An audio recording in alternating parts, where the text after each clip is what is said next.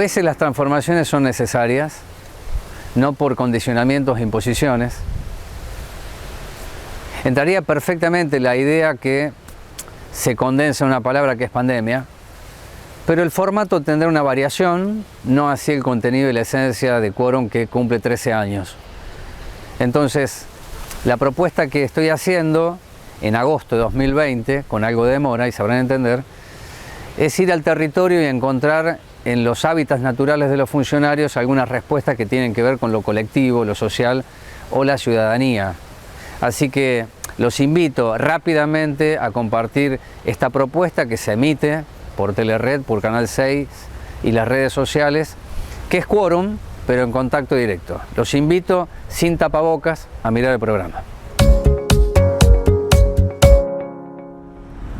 Podría considerarse este tiempo que nos toca vivir en términos hasta geográficos, de curvas, de mesetas o geométricos, porque algunos consideran que se pueden medir las variables desde un punto de vista hasta numérico y aritmético.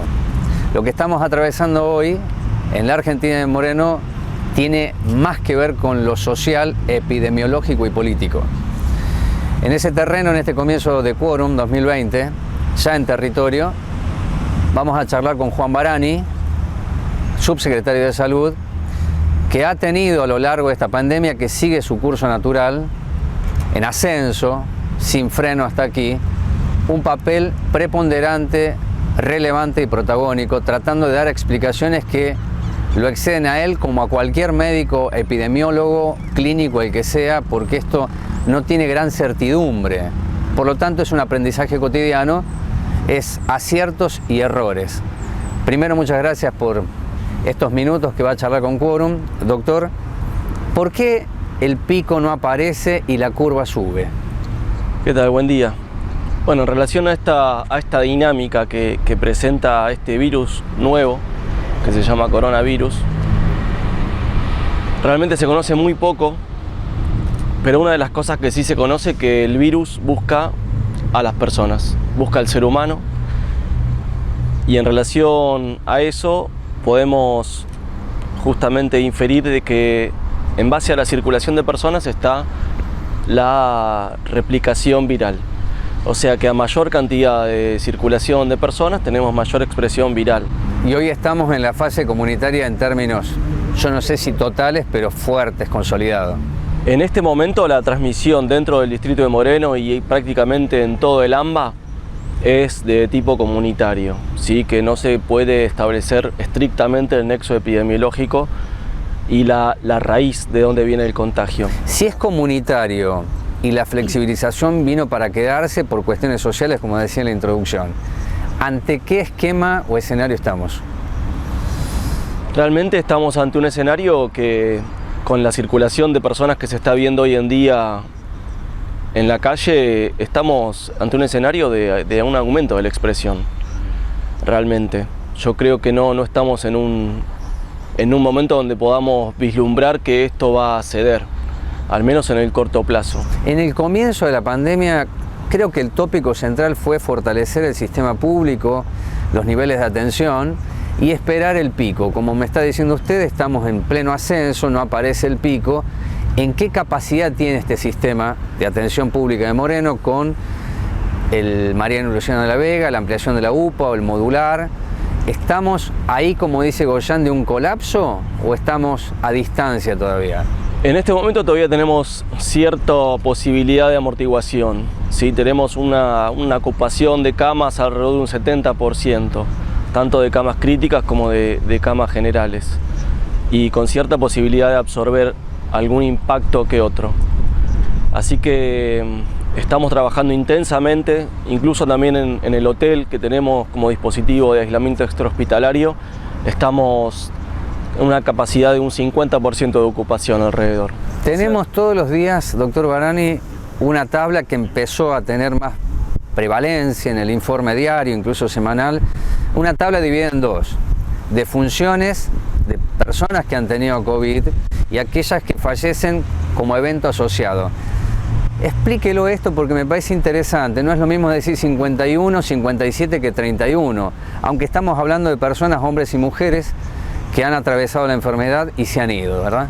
Es importante esto que remarcás, y nosotros también lo queremos establecer como una cuestión a analizar en relación a la causa de muerte, ¿no? Dentro del sistema de información nacional que existe, que se llama SISA, a los efectores que atienden a una persona con COVID y que fallece, les da la posibilidad de cargar en el sistema si el fallecimiento está relacionado o no está relacionado a la causa de muerte COVID.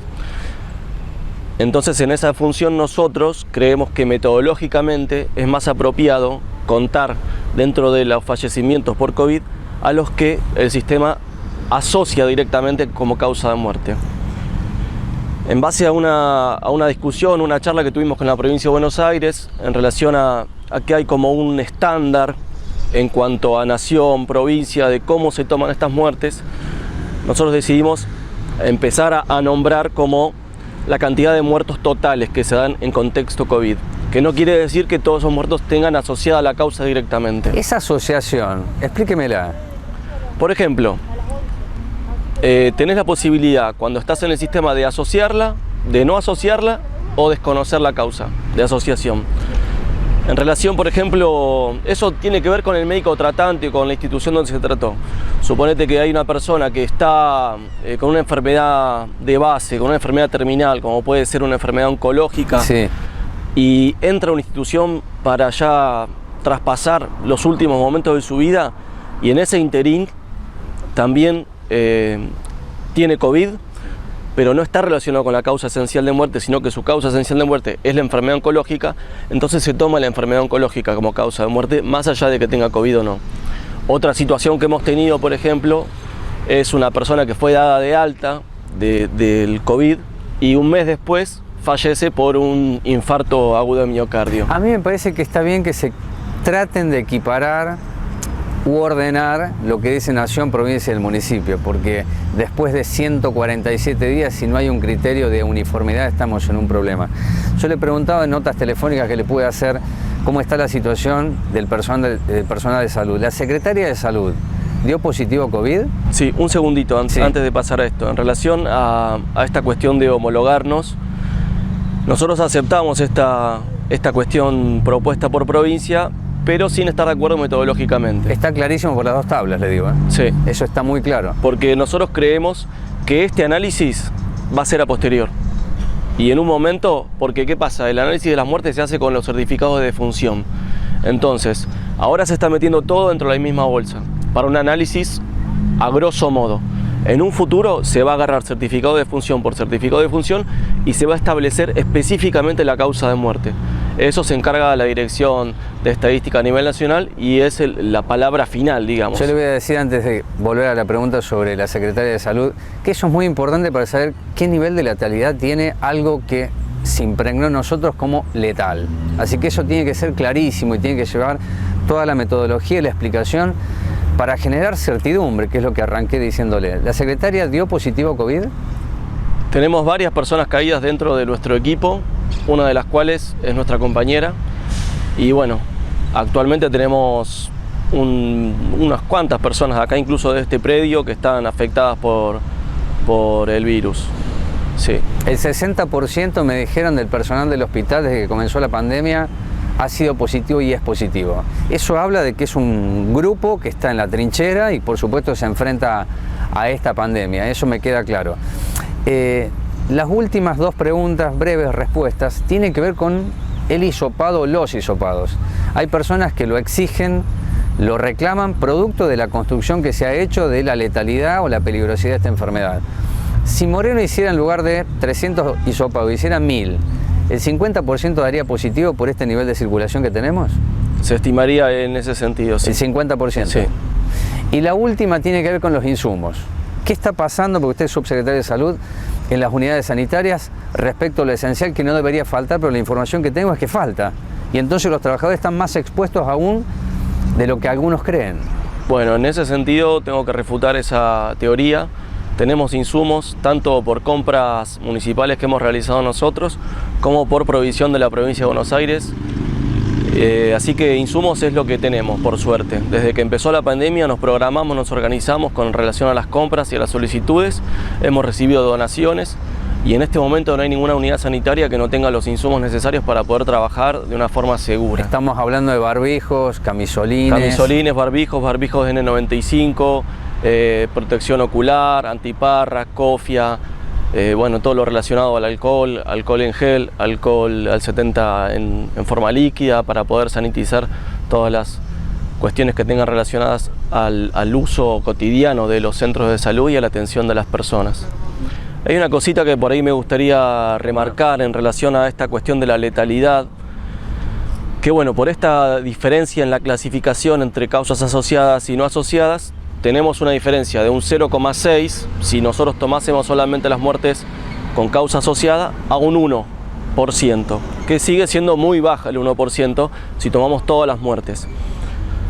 En relación a esto, creo que la decisión que se tomó el Gobierno Nacional en hacer una cuarentena estricta al principio de la pandemia fue clave en poder, por un lado, darle el tiempo al sistema de salud de prepararse y por otro lado de que esta curva tenga una pendiente menos pronunciada y nos prepare como sociedad a entender que lo que necesitamos es cambiar nuestra manera de pensarnos y nuestra manera de la cotidianidad de manejarnos en relación a la cuestión de la distancia, a la cuestión de algunos cuidados básicos. Doctor, ha sido muy amable, gracias por esta charla en el primer programa de Quórum. Hay que entender esto final del doctor Barani. ¿Hasta dónde la conciencia es consciente? Bueno, eso depende de factores sociales, económicos, pero si andamos en la calle, dicen todos, y es una recomendación, entre personas, en comunidad, es la distancia, sabiendo que el virus circula. Y no hay todavía algo que nos diga a dónde está el pico. Esta es la primera nota, seguimos en recorrido en el territorio de Quórum, en contacto directo. Bueno, estamos en un territorio mucho más cerrado, pero para desandar en unos minutos con la diputada Débora Galán, aquello que puede tener una vinculación directa con lo presupuestario, para algunos, algunas, pero para mí es mucho más severo, profundo y necesario entender lo que son cambios culturales y un trabajo en esa dirección que no debe tener techo, ni pico. Entonces, hablar de género es preguntarnos qué se desandó en este camino.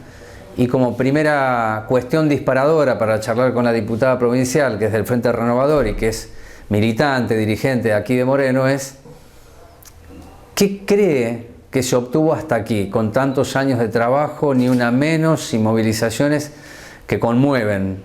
Pero en la práctica, si lo traducimos, si lo llevamos al conurbano, los barrios profundos, ¿qué hay allí en términos de empoderamiento? Bueno, gracias por estos minutos. No, gracias a vos, Rubén. Bueno, que hemos obtenido organización.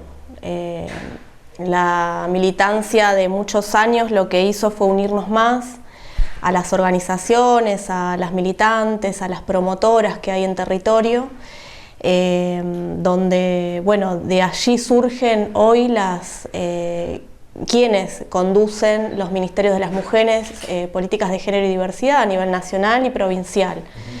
De allí surgen compañeras que, bueno, que vienen acompañando la lucha desde hace muchos años y bueno, que el desafío fue hacer frente a la pandemia con las mujeres cautivas en sus viviendas, en sus hogares, a mano de sus violentos, ¿no? Lo último que se tiene que hacer es la denuncia y que se entienda la pregunta. ¿No es primero acompañar, contener, empoderar y finalmente una denuncia que lleva a una vía judicial que nunca sabe uno cómo termina? Y no estoy hablando de la perimetral, estoy hablando cómo termina. ¿No es eso lo que hay que hacer? Y si bien el presupuesto es importante, ¿no es el abrazo sacar a esa mujer que toma la decisión de salir del encierro y la violencia? ¿No sería por ahí? Depende el caso por caso, porque sí, si está en peligro la vida y la integridad física, la denuncia acompañada de este abrazo y rescatar a la mujer de su hogar. son muchas situaciones, hay infinidad de casos con particularidades que uno no puede decir, o sea, no hay una fórmula perfecta. Primero la denuncia, después el acompañamiento, o el acompañamiento y después la denuncia. Digo, tiene que haber un conjunto de medidas que proteja a la mujer de esta situación, y protegerla en el sentido de cuidarla como si fuese, o sea, digamos, una persona santa. Digo, eso es lo que estamos trabajando también en la socioeducación con los varones que ejercen violencia, de que hay que respetar a las mujeres, no ese cuidado que muchas veces lleva a esta violencia, ¿no? ¿Las capacitaciones no tienen un halo de romanticismo? ¿Qué capacitaciones? Las que se dan en términos de conceptualización de lo que es la violencia de género y después trasladar ese concepto a la práctica, establece distancias, precisamente por la diversidad de situaciones que merecen tener una diversidad de respuestas. Desde aquella mujer que dice voy y hago la denuncia, a aquella que le cuesta romper con ese infierno. Bueno, las capacitaciones deben tener una multiplicidad de conocimientos para ponerlos en la práctica. Si no estamos hablando de marcos teóricos, yo veo mucho de eso. Bueno, de eso somos muy críticas, por lo menos en mi espacio político y en nuestra organización Matices, de desacademizar las capacitaciones. Claro. Nosotras necesitamos tener herramientas. Entendió la pregunta, entonces. Tal cual. Es poder tener herramientas que sean operativas, que sean eficaces para lo inmediato. Digo, soy una consumidora de compañeras que teorizan y que nos dan esas teorías y esos conceptos que son necesarios para nutrirnos, pero hablamos con las compañeras de militancia de que en el territorio lo académico se diluye. Nosotras no podemos estar hablándoles de Simón y de Dora Barrancos a las compañeras que son víctimas de violencia, o sea, de las violencias más crudas, más machistas que podemos acompañar, que por ejemplo las violaciones dentro de los matrimonios, de las parejas, de los compañeros de vida. Ahí no hay cómo teorizar, ahí rescatás a la mujer, la empoderás, la acompañás en el proceso judicial y después vemos cómo recomponer lo emocional, lo psíquico, porque la violencia sexual, por ejemplo, estamos hablando de eso, también deja secuelas psicológicas, entonces hay que nutrirnos también de la interdisciplina en el acompañamiento, y eso no tenemos 5 años para prepararnos como psicólogas. Las operadoras territoriales tienen que tener un mix de disciplinas y de oficios para poder abordar lo inmediato, y eso y lo académico ahí no tiene lugar. Vamos a la Cámara de Diputados, Cámara Baja, Legislatura bonaerense. ¿Registra empoderamiento? Que los hombres entienden que esto no es contra, sino que es una dinámica cultural que menos mal que se está dando esto en nuestra historia contemporánea, y lo estamos transitando con todos los obstáculos y resistencias que eso genera. Ahora, una Cámara Legislativa de representación, ¿qué ve? Que hace falta mucho trabajo todavía. Tenemos el presidente de la Cámara, que es varón. Vice primero, vice segundo, autoridades, secretarios, varones. Varones. Presidente de un bloque, varón. Vice, varón. Del otro bloque, vamos a hablar del otro bloque mayoritario, varón. Pero ¿qué pasa? Al darse cuenta de cómo quedó conformada la Cámara, bueno, por ejemplo, tenemos esta variante que ellos mismos propusieron. Ahora estamos haciendo las sesiones mixtas, ¿no? Las autoridades de la Cámara y de los bloques van a la Cámara de manera presencial, los demás diputados y diputadas de manera virtual.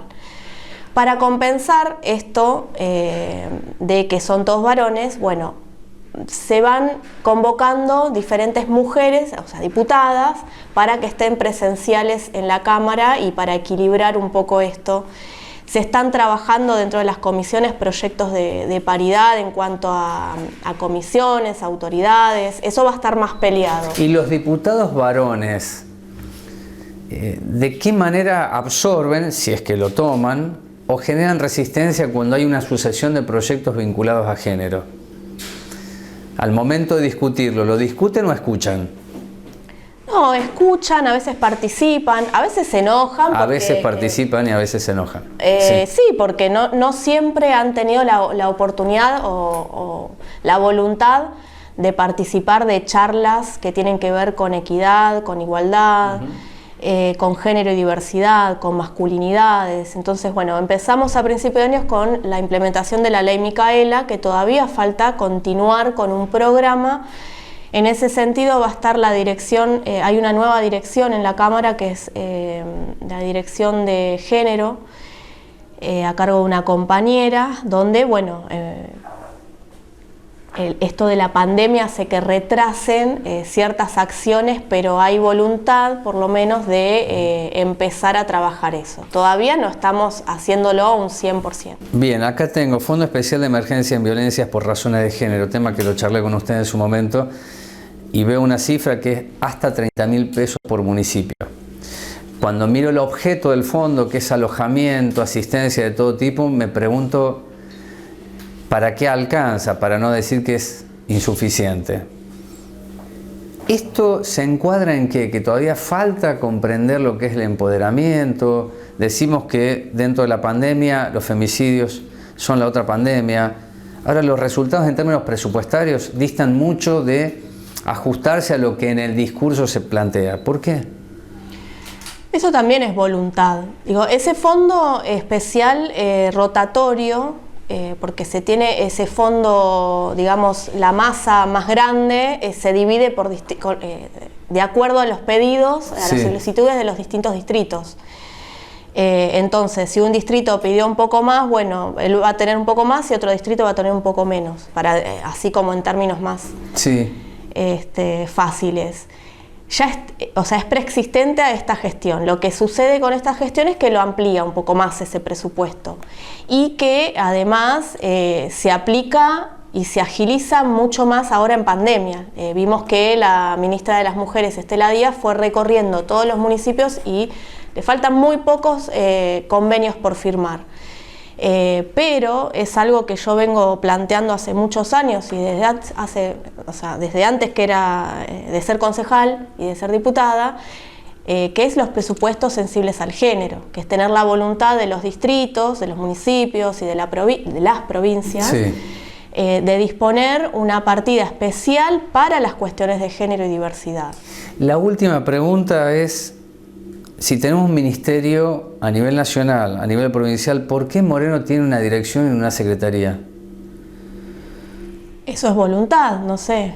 Va enmarcado en lo que me dijo antes, tiene que ver con la voluntad y además el reconocimiento de lo que estamos planteando hace años, sobre todo las mujeres, ¿sería así? Hay una dirección general, sí, que de ahí se desprenden, bueno, todas las áreas que tienen que ver con género.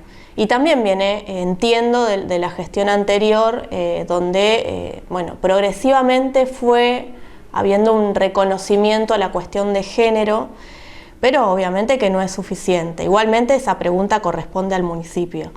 Pero sí considero, obviamente, que sería muy pertinente que tenga un rango un poquito más alto, pero bueno, entiendo que también tienen que ver otras cuestiones como lo que hablamos recién, presupuesto, personal, pero bueno, eso corresponde al municipio. Diputada, muchas gracias. No, gracias a vos.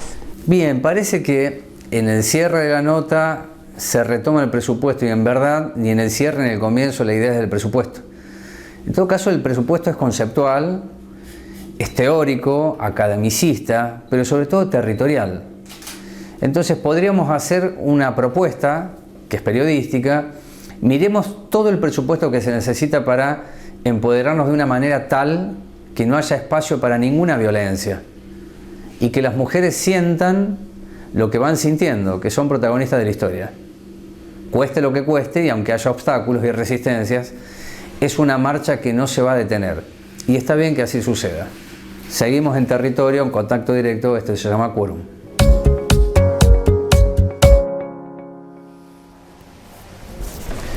Bueno, para quienes vean el programa, el primero de Quórum 2020, en esta categoría de territorio,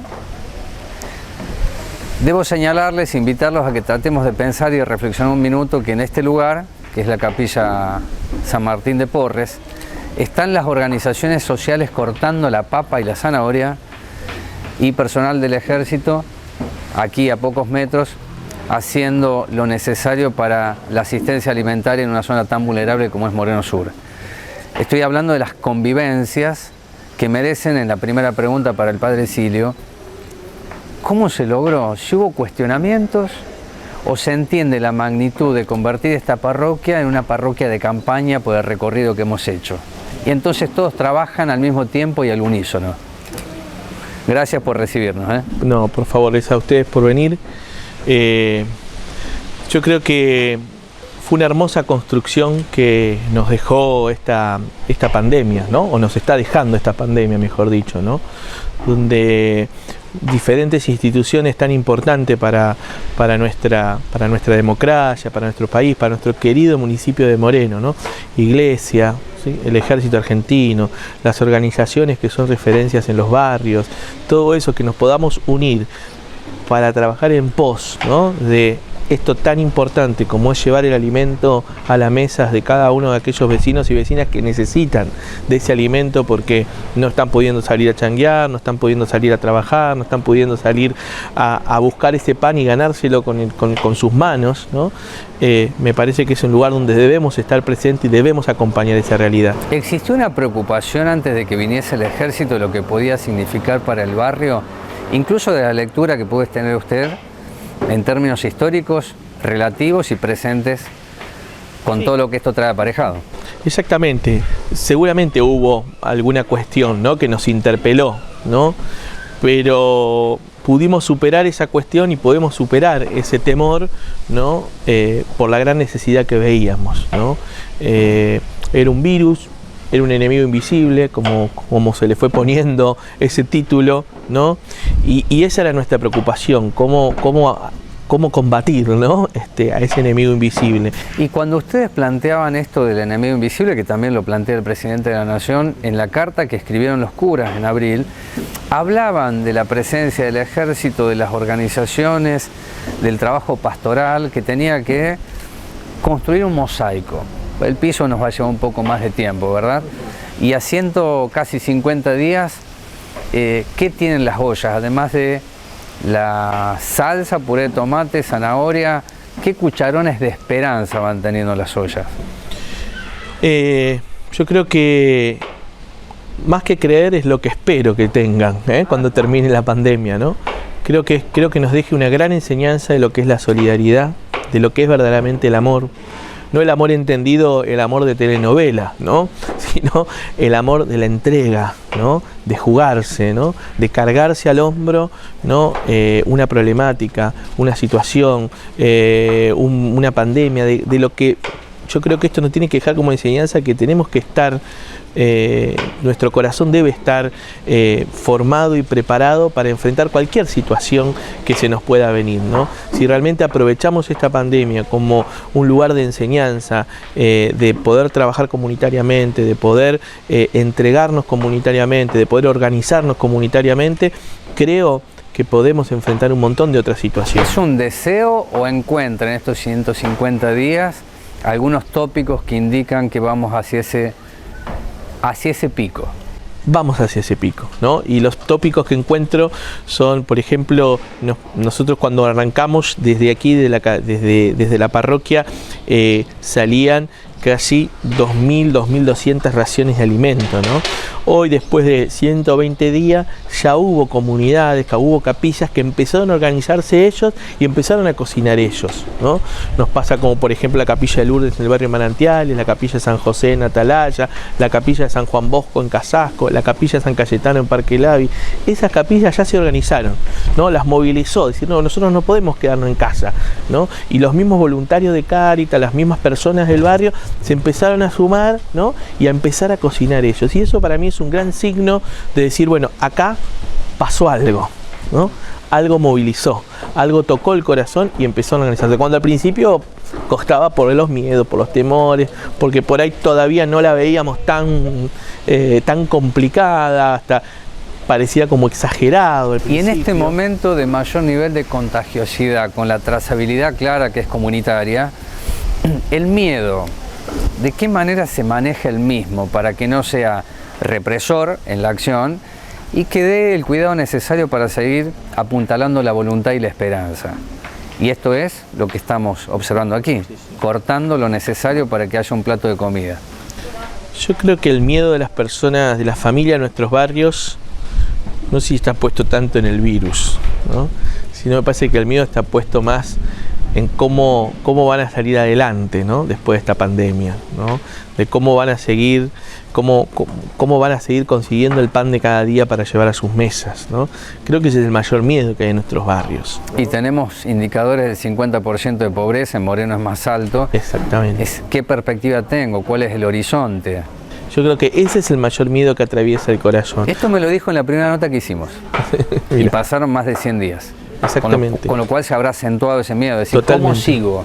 ¿Cómo sigo? ¿De qué manera puedo seguir? Esa es la pregunta, ¿no? Yo cuando camino por los barrios me dicen, padre, ¿y después ustedes se van a ir en algún momento? O sea, ¿van a dejar de seguir viniendo a darnos la comida? O sea, ¿cuándo termina esto? Ustedes se van, o sea, el temor al abandono, el temor a que nosotros nos corramos y que quede ahí una desolación y un vacío, ¿no? en la contención, en el encuentro, ¿no? Porque la olla no es solamente ir a comer, ir a buscar el tupper, la comer. Me parece que la olla es el lugar del encuentro, digamos, ¿no? De fortalecernos juntos, de que todos estamos, yo lo repetí varias veces, hermosas palabras de Francisco, todos estamos en la misma barca. Esa fila de gente que va a nuestras ollas es ese barco donde estamos todos. Somos seres humanos finitos e imperfectos. Podemos destacar que de hecho es necesario hacerlo de la solidaridad, la entrega, la resiliencia. Ahora también hay mezquindades. Y sobre todo cuando en la política la mezquindad cobra impulso y tiene un lugar, puede atentar todo esto que estamos charlando y que se va construyendo desde el más legítimo amor. ¿Coincide? Yo creo que sí, a eso es lo que tenemos que luchar, de no entrar en esa mezquindad, ¿no? Y de que nuestra opción sean los más humildes y los más pobres, ¿no? Que es la opción que Francisco todo el tiempo nos dice que debemos hacer como iglesia. La opción por los más vulnerables, por los más frágiles, por los pequeños, por los adultos, ¿no? Él decía siempre estén atentos a los dos extremos de la vida, ¿no? Los más pequeños, ¿no? Y los más ancianos, ¿no?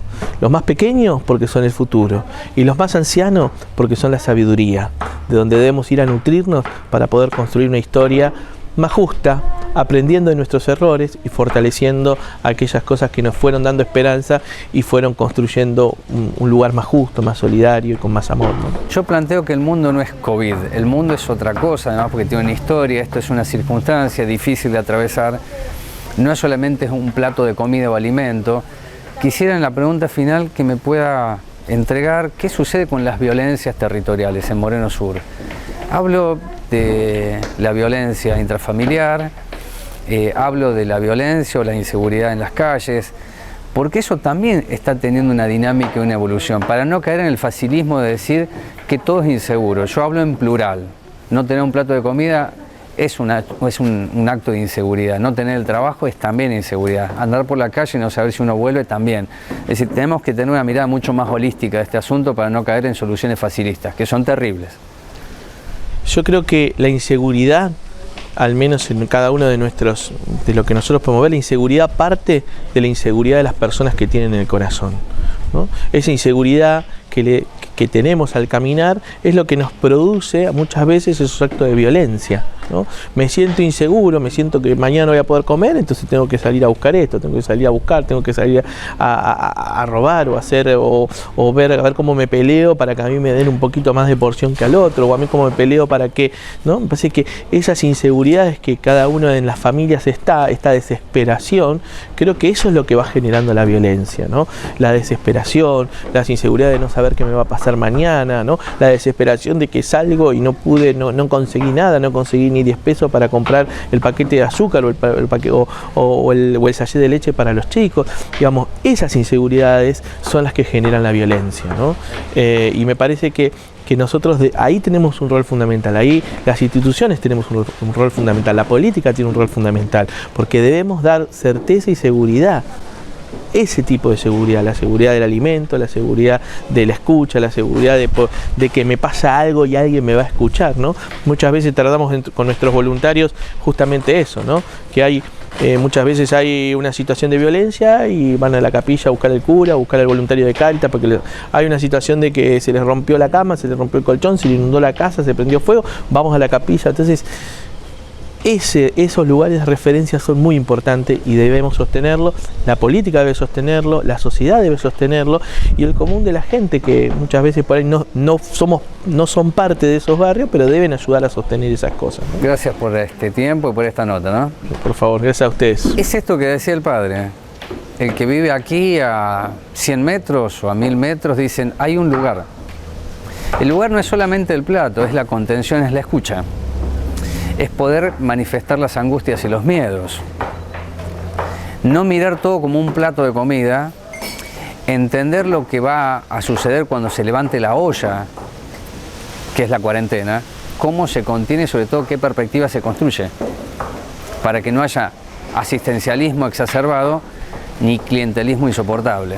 Bueno, este lugar es una capilla de campaña y circulan las organizaciones con las instituciones. Y es un lugar de esperanza y refugio, no menor en tiempos de pandemia y en pleno conurbano. Seguimos en Quórum. Bueno, en el mundo del trabajo, en la posmodernidad, no vamos a descubrir nada con el diputado Correa, que la tecnología está en una etapa de revolución. Es la cuarta revolución, se dice, y hay que tener extremo cuidado en entender esta revolución de la manera más franca, frágil y simple, que es la accesibilidad, sin desconocer lo que es el campo laboral. Porque nosotros los argentinos conocemos de flexibilización en nombre de un mejor trabajo. Y si hoy el Zoom o cualquier programa viene a reemplazar la presencialidad, bueno, entonces hay que tener en cuenta qué es la presencialidad en estos tiempos y qué es lo tecnológico, sin perder de vista, insisto, lo que es el sujeto de transformación, que es el trabajo. Bueno, la ley sancionada, que después vamos a ver la reglamentación, ha tenido en Walter Correa, que es diputado nacional, en nombre de Moreno, el sindicato de curtidores, un alto papel protagónico. Entonces, en esta nota de 11 minutos que estamos haciendo aquí al aire libre, la primera pregunta para el diputado es: ¿qué se encuadró con este proyecto? ¿Qué es lo que se va a evitar que pase de un fenómeno que venía ocurriendo, que es el teletrabajo? Bueno, en principio saludarte, buen día. Gracias por recibirme. ¿Sí? No, por favor. No, mira, el tema es, hay varias organizaciones sindicales que trabajaron en el tema y hay varios trabajadores y trabajadoras que ya están realizando y realizaban la tarea del teletrabajo. Que se encuentran en este planeta. Y se encuentran ahora en una situación de pandemia donde se agudiza y se convoca a muchos más trabajadores y a trabajadoras a realizar esta tarea. Nosotros ya veníamos trabajando en un proyecto colectivo, por eso es que de 21 proyectos logramos sintetizar y unificar en uno solo, y lo que se genera acá es que esta cuestión de marco de ilegalidad que se encontraban los trabajadores y las trabajadoras en la tarea del teletrabajo, y algunos con cuestiones reglamentarias, otras con cuestiones estatutarias. Lo que logramos es realizar esta ley que nada más y nada menos se incluye dentro de la ley de contrato de trabajo. Es decir, que el convenio colectivo vigente por rubro de actividad no se toca, ¿correcto? En lo absoluto. Ajá. O sea, lo que se genera acá es un piso de derechos donde se crea el artículo 102 bis que contempla la tarea del teletrabajo. Y después, el trabajador bancario tiene todas sus conquistas, todos sus beneficios, sigue siendo un trabajador bancario, pero realiza la tarea del teletrabajo. Ahora, esta presencialidad que se ve obstaculizada por la pandemia, cuando llegue la vacuna, Correa, y tengan que volver a la presencialidad, ¿cómo se garantiza ese paso? Porque eso lo va a definir la patronal, sobre todo el sector privado. Estamos hablando de un proyecto que toca lo privado, no lo estatal, ¿eh? Mirá, ahí no es tan que define la patronal. Vamos a ver qué pasa, ¿no? Te explico por qué vamos a ver qué pasa. En principio hoy, en forma unilateral, los sectores empresarios, en forma veloz, entre comillas, convocan a los trabajadores a realizar la tarea del teletrabajo y a las trabajadoras, sí, por esta situación de pandemia. Para que esto así suceda en el futuro reglamentado, el trabajador que hoy trabaja en una escuela tiene que prestar conformidad por escrito y voluntariamente para realizar la tarea del teletrabajo. Y de la misma manera tiene el derecho de revertir esta situación ante la ley. Y si la decisión la tomó la patronal, la vuelta la decide el trabajador, sería así. Sería así. O sea, si yo... Trabajador y trabajadora, ¿no? Si vos hoy, por una cuestión de pandemia, tenés que realizar la tarea del teletrabajo, en el futuro podés reclamar con tu propia voluntad de derecho a reincorporarte nuevamente a tu trabajo normal y habitual. Derecho de desconexión, en un mundo en donde usted o vos vivimos conectados por un celular todo el tiempo. Es, hay una cuestión real y otra cuestión es lo que está escrito en un papel. ¿De qué manera se garantiza ese piso de la desconexión y después el instrumento que necesita un trabajador o trabajadora para tener la máquina y hacer el teletrabajo? Bueno, ese tiempo que vos manifestás con el celular se neutraliza ¿con qué? Con la jornada legal de trabajo. Vuelvo al ejemplo del trabajador bancario. El trabajador bancario en el banco trabaja 7 horas, en su casa va a trabajar 7 horas. Y con el derecho a desconectarse. Hoy lo que nosotros no tenemos, trabajadores y trabajadoras que comienzan su jornada a la mañana y a las altas horas de la noche hay requerimiento del supervisor, hay requerimiento del gerente, entonces el trabajador se desconecta. Son los mismos derechos que tiene un trabajador en una situación normal, entre comillas, en una oficina, en un banco, en un hospital, a los mismos derechos que tiene en su domicilio. Bien, y esto no será causal de despido ni agravamiento de situaciones, esto es un derecho. Si no puede llamar un gerente a la 1 de la mañana, salvo situaciones excepcionales que pasan con ley o sin ley, ¿no? Esto ocurre. Sí, esto que vos manifestás se encuadra de la siguiente manera. Lo que no está escrito en el texto de esta ley va a la ley de contrato de trabajo. O sea, bien. Es la ley de contrato de trabajo, la 2744. Perfecto, ahí se entendió. Vamos a otro tema más local, Correa, que tiene que ver peronismo de todos. Yo hablando con varios dirigentes que integran esta propuesta que nace en este año, se iba a lanzar, pero la pandemia le puso un freno a la actividad que se iba a hacer en el club, no en el club, en la sociedad española. Yo siento que van corriendo, pero no corriendo velozmente, sino que van corriendo bajo un proyecto, una propuesta que no es disruptiva del gobierno de Mariel Fernández, pero que es independiente del mismo. Dígame si estoy equivocado o si estoy muy lejos de la interpretación. No, mira, yo interpreto que el peronismo de todos se ayorna con la realidad, ¿no? Se ayorna con esta situación de anteponer lo colectivo por los intereses personales. Cuesta, ¿verdad? Cuesta, un pero montón. hay que realizarlo. Y este colectivo lo que el ícono que significa para nosotros es juntar a todos los peronistas en una función colectiva. Por eso yo por lo menos adhiero y pertenezco a ese colectivo con este criterio, ¿no? Con el criterio de que amerita Moreno, la región, la provincia, el país, amerita esta cuestión colectiva por sobre los intereses personales. Y puede actuar así, y que va a actuar así el peronismo de todos, y vinculándose como en un puente directo hacia el gobierno de Mariel Fernández con la llegada de Coco Lombardi. Si Coco Lombardi es un eje estratégico, no sé si transversal, veremos con el tiempo, pero es estratégico. Mira, es estratégico y yo se lo dije a él personalmente y te lo digo a vos, o sea, como decían en los 70, la polea de transmisión. Me parece que esa es la gran tarea y yo la celebro que así sea, ¿no? Siempre el hecho de establecer lazos y puentes entre los colectivos y entre los militantes me parece sumamente positivo. La experiencia cuenta, vale. Usted es un hombre o sos un hombre de experiencia, es decir, el joven por el hecho de ser joven no tiene mayor facultad que el aprender y además desarrollar esa sinergia que produce. Ahora, cuando se quiere tirar por la ventana al viejo, a veces suceden las cosas que todos cuestionan. ¿Por qué no se van los que se tienen que ir? Bueno, porque los nuevos todavía no quieren llegar. Funciona así esto. Mirá, yo creo que hay, por lo menos si hablamos acá de lo que significa nuestro distrito, hay un colectivo muy importante de militantes, hombres y mujeres, con una capacidad enorme, con gente muy sana. Y me parece que eso es lo que nosotros tenemos que potenciar y traccionar para ese recambio, ¿no? Obviamente. ¿Estás apareciendo más en las actividades del gobierno? ¿Te están invitando y vas?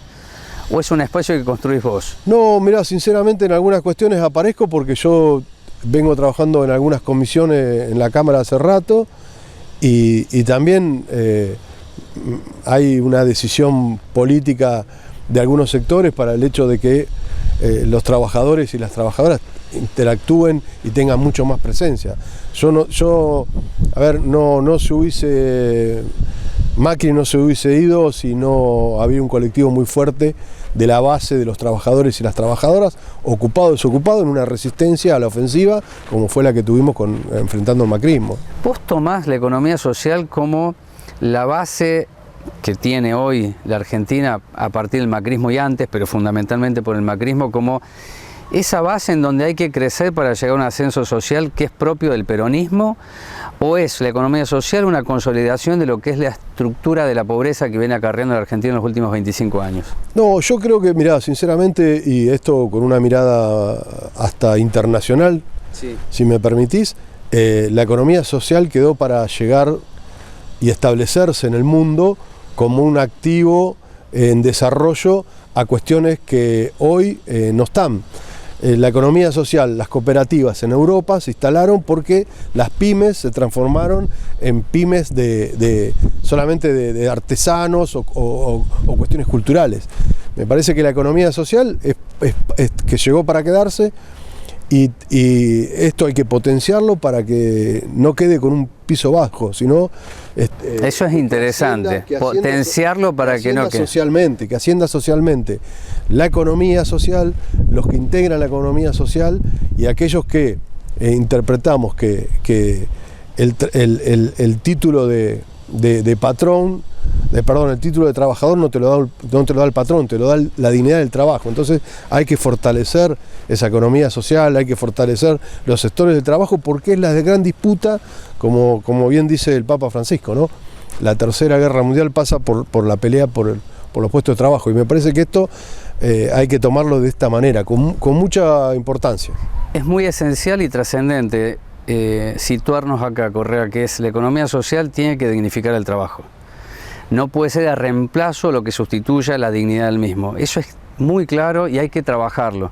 Mirá, si me permitís, Perón en el año 52 hizo algunos discursos con respecto al cooperativismo, con respecto al ascenso social del cooperativismo y la inserción en el mundo del trabajo. Y lo hizo en la CGT, nada más y nada menos. Así que yo interpreto esa cuestión y me parece muy importante en esto que va a faltar, porque en la crisis del 2001 el mundo era otro y no estaba tan en emergencia, tan en crisis como ahora. Entonces ahora esta cuestión de interactuar muy fuertemente entre todos los sectores de sectores nacionales, de las cooperativas nacionales, industria nacional, los trabajadores, va a ser lo que va a sostener el mercado interno y vamos a poder salir como país, como pueblo. Esa es una planificación. La última pregunta.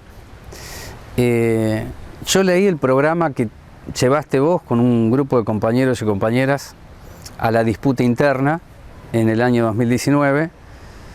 Establecías con mucha claridad de qué se trata lo empresarial en términos de ganancias. Esto que me acabas de decir recién vos, que es el Estado presente pero con una fortaleza de lo público, en todo caso regulando o controlando, y estamos en las vísperas de que se trate en el Consejo Deliberante, no va a ser este jueves sino el próximo, el proyecto de contratación de fuerza de trabajo. Yo recuerdo que la nota que te pude hacer, vos me dijiste, es la municipalización el camino. Ahora, si le damos durante 6 años 3.600 millones de pesos a una cooperativa que puede ser la de Moyano, la pregunta es, ¿qué cambia? Mirá, las cooperativas es una herramienta fundamental y estratégica. Sí. Es esto que yo te digo que es lo que en el mundo hoy reemplaza a un sector de pymes que no puede competir con la gran industrialización que tiene China. Bien. Pero eso hay que ayornarlo con la discusión, con el debate y la unificación de criterios. O sea, yo estoy de acuerdo y lo hicimos en un programa. Nosotros entendemos que... Sí, que queda claro, Correa dijo el trébol se termina, ¿no? Basta. La cuestión dogmática y programática, sí, es lo central. Después las personas, hombres y mujeres, somos circunstanciales y transitorios. A ver, la herramienta, la municipalización, con las cooperativas, con las organizaciones libres del pueblo, es fundamental para salir nosotros como pueblo adelante y no perder los recursos o terciarizar los recursos en un empresariado que no tiene sentido, no tiene lógica de sostener o que permanezca. Déjame decirte que creo que estábamos y todavía tenemos la oportunidad que sea municipal. Porque fíjate que el municipio se va a capitalizar con camiones, va a pagar el combustible, no sé qué falta para que sea municipal. Incluso te diría por reconocimiento histórico que se merecen los municipales después de tantos años de estar en el último orejón del tarro. Este es el momento. O en todo caso que se explique por qué no es ahora y tiene que llegar una cooperativa que para mí está hecha a la medida de Moyano. Para mí, que se llama Gestiona, que trabaja en Quilmes, en Avellaneda, perdón. Mira, no conozco el tema de la cooperativa en puntual, pero sí entiendo que son etapas que se están cumpliendo y que yo veo bien que se vayan cumpliendo en la medida que los recursos de nuestro Estado sean optimizados para el bien de nuestro propio pueblo. Bien, esa tendría que ser la explicación entonces, Correa. ¿Qué se optimiza y para qué? Tiene que estar eso, por lo menos, ¿no? Porque el fin de lo privado está escrito. El Trébol no más, ni ninguna otra empresa. Es una empresa que puede participar o cooperativas. Bueno, hay que ver cómo. Pero a ver, en esto tenemos que ser claros y concisos. Nosotros, la posición nuestra fue, el Trébol no tiene razón de ser y no se justifica, como un montón de cuestiones más. Pero entendemos también que en este momento, en la gestión, tiene que haber, evidentemente hay pasos transitorios o circunstanciales que se están dando para llegar a ese camino. Me parece que si vamos en esa línea, vamos en el camino correcto. Te hago la última. Quedará el 50% de pobreza en Argentina. Tiene que haber una mesa amplia. Primera pregunta breve, respuesta. Y segundo, ¿cuánto ves vos de sobreactuación de los moderados y cuánto de poca actuación de los que eran sobreactuantes no hace mucho tiempo? Mirá, con respecto a la mesa tiene que ser amplia. O sea, no podemos hacer estas mesas entre el círculo rojo y algunos personas o personajes. Y yo, mirá, la verdad que con respecto a la salida, yo no tengo muchos secretos y misterios y puedo recurrir a los libros y puedo recurrir a la historia. Yo soy peronista, interpreto que la salida posguerra y la salida post-pandemia es con un Estado presente como el que tenemos, felizmente, que supimos conseguir con luchas de 4 años de resistencia a la ofensiva, pero también con un Estado que articule, con un Estado que hable de las tierras sin ponerse colorado como la Constitución de 49 y que digamos que tenemos que insertarnos en el mercado alimentario, en el mercado marítimo, esas cuestiones de fondo, un Estado que articule varias cuestiones para salir. Así Perón salió de la posguerra y yo entiendo que Alberto y Cristina pueden salir, nuestro pueblo puede salir con esas políticas con esa magnitud de Estado. Uh-huh. Y después con respecto al otro que vos planteás, mirá, yo interpreto que hay una sobrerepresentatividad de los sectores moderados porque la coyuntura amerita. ¿Se entiende entonces esa sobreactuación? Sí, pero también es en el marco de la realidad. La verdad que, mirá, yo te pido disculpas, llegué tarde en la entrevista porque estaban con unos compañeros planificando mercadería. Entonces, hoy este sector que viene peleando, no deja de pelear, pero está peleando en otro frente, que por ahí no es el que nosotros más cómodos lo sentimos, con un saco y una corbata, dando explicaciones de la deuda externa. Nosotros estamos en otra lucha, una noble lucha, pero es la lucha de nuestro pueblo, que es la que nunca nos vamos a correr. Gracias por este tiempo. No, gracias a vos. Si Walter Correa hablaba de leer Perón, yo creo que siempre hay que leerlo Perón. Perón hasta escribió una carta sobre lo que es la ecología para muchos, pero era la defensa de los bienes comunes hace 30 años atrás. Y hoy tenemos la soja, para darnos un ejemplo de que tal vez no leímos bien a Perón o algunos descalifican la mirada de un estadista. Ahora, lo que es cierto es que el mundo cambió. No es el de la normalidad con concentración, pero puede ser otra normalidad. Lo que tenemos que entender nosotros, o sobre todo la clase dirigente política, es qué tipo de mundo puede ser el que quede y la Argentina cómo se inserta allí, no como furgón de cola. Sino tal vez lo que decía Correa, esta pregunta que hacía a propósito de la basura, si es una economía de servicio brindada por cooperativas. Y no hablaremos de ganancias, sino de utilidades. No hablaremos de la precarización, sino del trabajo. no hablaremos de flexibilización, sino de una estructuración de un trabajo que debe recuperar la dignidad y sobre todo el ascenso social. Como proa, no es fácil eso, y menos en las discusiones de cámaras, que hay todo tipo de intereses. Ahora, lo concreto es que se intenta regularizar el marco administrativo para que no haya grandes sobresaltos y que los vivos que siempre ganan no ganen más, sino que entiendan que hay un Estado presente, pero mirando el trabajo, no la precarización, ni la flexibilización y mucho menos la sobreactuación. Que sean claros porque no tenemos mucho margen. Tal cual. Es lo que nos toca vivir. Bueno, lo vivamos luchando y no agachando la cabeza. Bueno, vamos a una pausa, la última, y venimos. En el cierre del programa, como una plataforma de seguir hacia el próximo, es esto que tiene que ver con el Estado o lo estatal, la institucionalidad, lo académico, lo territorial, las falencias y los déficits, pero quiero decir algo que para mí sigue siendo trascendente en Moreno.